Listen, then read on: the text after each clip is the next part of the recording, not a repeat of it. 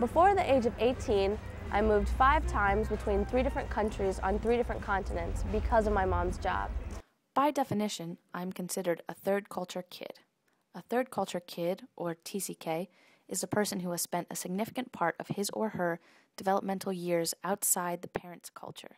A third culture kid frequently builds relationships to all of the cultures while not having full ownership in any. Although elements from each culture may be assimilated into the TCK's life experience, the sense of belonging is in relationship to others of a similar background. TCKs are frequently the children of military personnel, diplomats, business people, researchers, and others. TCKs hold some similarities and differences to immigrants, which is a group I could also be considered a part of. The Department of Homeland Security's Bureau of Citizenship and Immigration Services defined the word immigrant as an alien lawfully admitted to the United States for permanent residence. By definition, immigrants vary from third culture kids in the fact that immigrants generally move once and make that move permanent, while TCK's parents may move many times and often expect to repatriate to their home countries. If a third culture kid settles down in the United States, they are then considered immigrants, even though their path was completely different. Does that distinction matter? Because of my life experiences, I'm really interested in how third culture kids and immigrants engage in American life and how they participate and contribute. There is an assumption that everyone who comes here to the United States is equal once they get here, but is this true?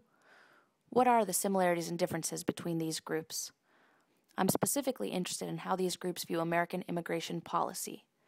Does where you come from and how you get here affect how you feel about immigration and how much you participate in American civic life? How important is voting and participating in this aspect of American life? Over the next few weeks, I will interview adult third culture kids and people who migrated to the U.S. as children here in New York City. I will ask them these questions and others. I will also interview immigrant groups and professors who specialize in these topics. I am from Mexico, Lerdo, Durango, northern part of Mexico. Right now, I am a junior at Columbia University. I am studying sociology and sustainable development. I have an internship downtown with the New York State Youth Leadership Council, which works to help immigrant youth and the children of immigrants get better access to higher education. Just being an immigrant in the United States definitely impacted the choices I'm making as far as what I'm studying. I originally came into college looking to fulfill the requirements for going to medical school. I always wanted to be a doctor to help people. I think that I'm definitely still in the United States because of the educational opportunities here as opposed to there, and just what you can do with your education once you're done.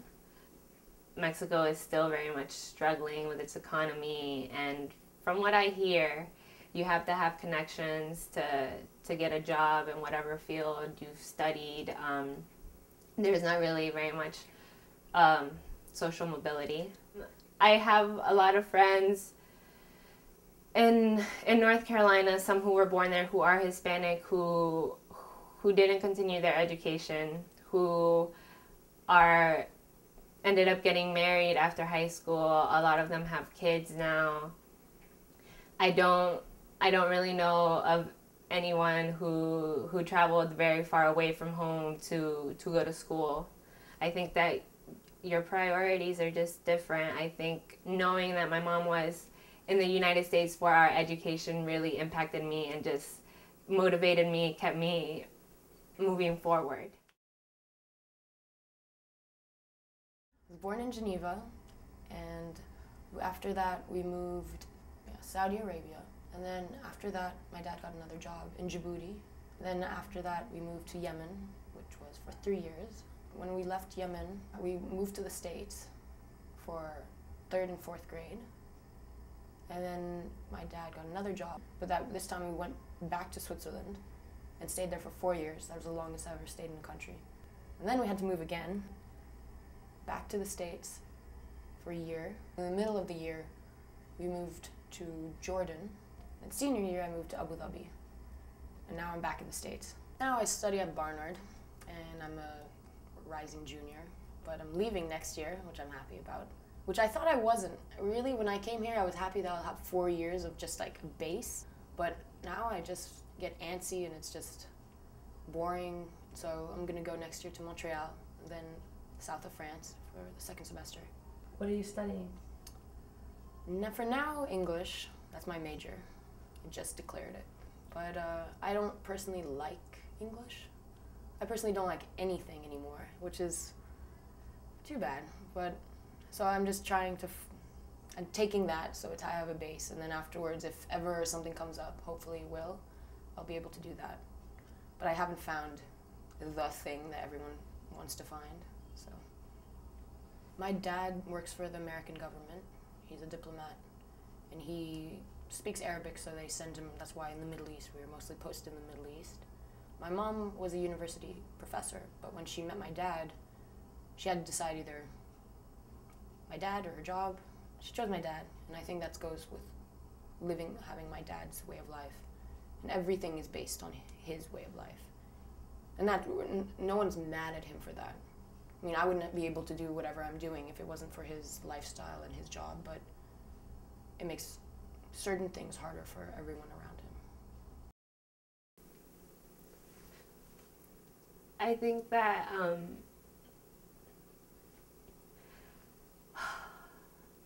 that being an immigrant in this country has made me more aware of the gross inequities in this world, and just how tough it is to overcome certain things.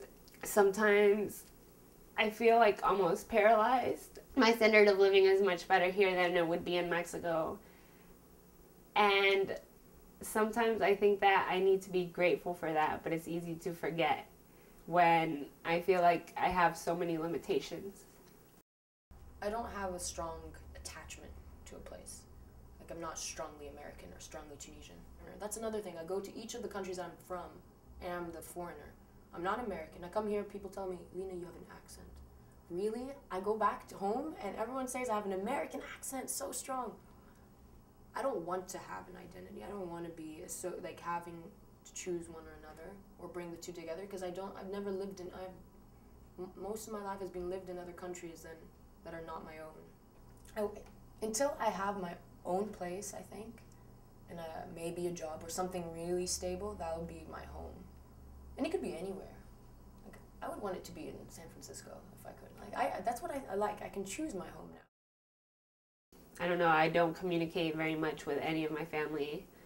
And I don't know the culture. I mean, I know the culture as it is in the United States. I know Mexican dishes, but I listen to Mexican music, but those aren't my priorities.